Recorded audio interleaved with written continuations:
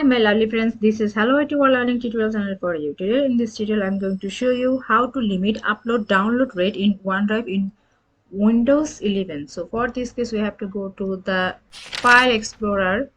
Then here we have to click OneDrive Personal. So here OneDrive Settings, Account, not Account, Sync and Backup Options. Here the Advanced Settings.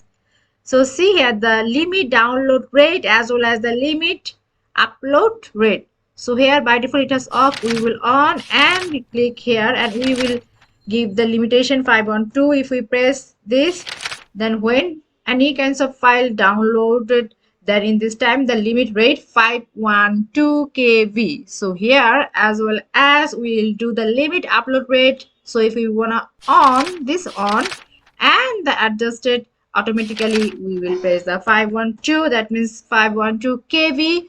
The upload rate will be increasing according to the limit 512 kb speed. So thank you so much for watching this video. Please subscribe this channel. Hopefully this tutorial will help you so much.